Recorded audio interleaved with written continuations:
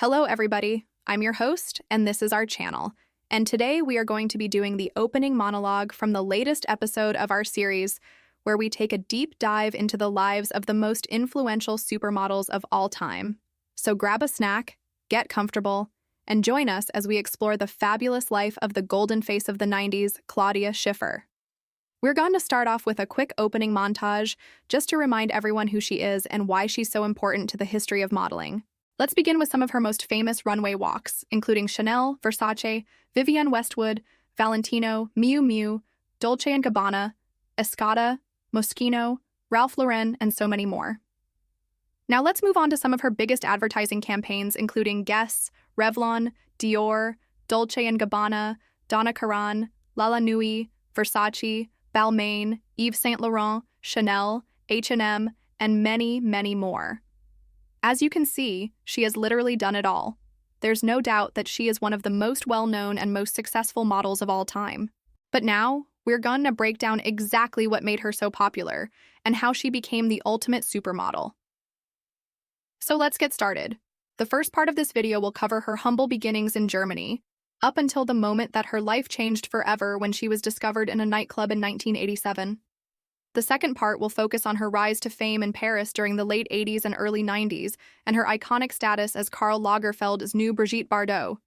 Finally, the third part will discuss her breakthrough into the American market and how she went on to become a household name after landing the Guess campaign in 1989. If you want to skip ahead to any of these sections, you can find the timestamps below. Also, please remember to like and subscribe if you haven't already. So let's begin at the beginning with Claudia's childhood in a small town in Germany called Rheinberg. Claudia was born on August 25, 1970. And growing up, she always had a very shy personality, which was quite surprising because her career would end up taking off in such a public and spotlight-oriented industry. In her youth, she wanted to be a lawyer, and her mother even enrolled her in an acting class to help improve her confidence. But at age 17, everything changed when she was discovered in a Dusseldorf nightclub by the owner of a local modeling agency named Michael Leviton. She told Vogue magazine, quote, "I didn't know anything about modeling or anything about Paris. All I knew is that I wasn't cut out for university." This random night out with friends basically changed her life forever.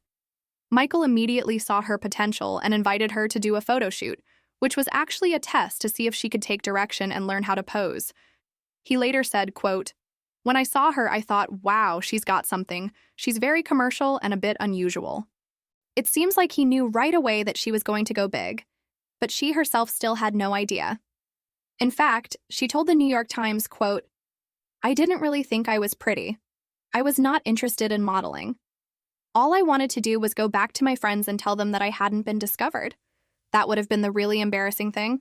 Thankfully for her, though, Michael insisted that she take up modeling seriously, and he accompanied her to Paris to introduce her to some of the top designers and photographers. He helped arrange a meeting with Karl Lagerfeld, who immediately cast her in a Chanel campaign, and in his 1988 fall collection on the runway. From that moment on, they were practically inseparable, and he declared her the new Brigitte Bardot. One of the unknown facts that I found really interesting while researching this video was that Karl allegedly told her, quote, "You are the only person who understands me," which kind of explains why he was so insistent on making her his new muse. Later that year, Claudia became the face of Chanel No. 19, replacing the previous model, Inès de la Fressange, who had been dropped by the brand for being difficult to work with. The interesting thing is that Karl was also the creative director behind that fragrance when it was launched in 1971, but obviously things change with new muses. He updated the packaging and ad campaign to suit Claudia's blonde hair and wholesome look, and she wore the fragrance ever since. When Karl passed away in 2019, Claudia paid tribute to him and wrote, quote, "The day he left us, a piece of my heart left too. Rest in peace, Karl. We love you." But unfortunately, things weren't looking so bright for her at that point in time, because despite all of the praise from Karl, she wasn't really getting that much work from other designers or photographers. And apparently, this led to her developing insecurities about her looks. She said, quote, "For 2 years, I wasn't really working. I thought maybe I'm not good enough. Maybe I'm not beautiful enough. All the people around me said, 'Don't worry, you'll get offers soon.' But it took a long time. Obviously, we know now that she ended up being hugely successful, But this just goes to show that even supermodels experience ups and downs in their careers, and not every season is always going to be a runway or a magazine cover. Finally, in 1989, she scored the gig that would make her a worldwide sensation. The guess? Ads shot by Ellen von Unworth for the spring and summer seasons featured Claudia in iconic black and white. She was instantly transformed into a household name. The photographs were provocative yet classy, and they became some of the most famous ads of all time.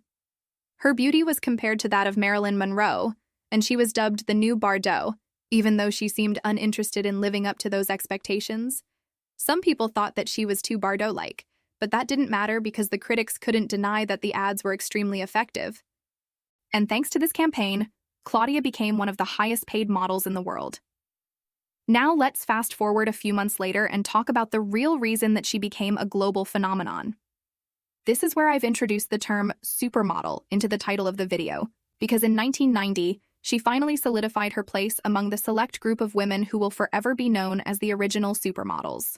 Naomi Campbell, Linda Evangelista, and Christy Turlington. The four of them were united by their German-born friend, Claudia Schiffer, who at the time was based in New York City. Together, they formed the unofficial Supermodel Club, which dominated the industry for several years. They traveled the world together and inspired countless copycats, which contributed to the birth of a new generation of supermodels in the 90s like Cindy Crawford, Tajana Paditz, Stephanie Seymour, Elle Macpherson, and even Kate Moss. During this period, Claudia's status as a superstar continued to rise. Magazines reported that she was earning a whopping $55,000 per day, which sparked some controversy and fueled debates about whether the fashion industry was overpaying models. In reality, her exact daily rate is unknown, but it's safe to say that she was one of the highest-paid models of her time. As she explained to the New York Times in 2003, quote, "It's not that I set out to become the highest-paid model. I never really thought of myself as a businesswoman. I was just doing the best I could, really." And that's a wrap on part 1 of this video. As you can see, her rise to supermodel status was a combination of being in the right place at the right time, having amazing people around her who believed in her, and of course, her undeniable beauty and charisma.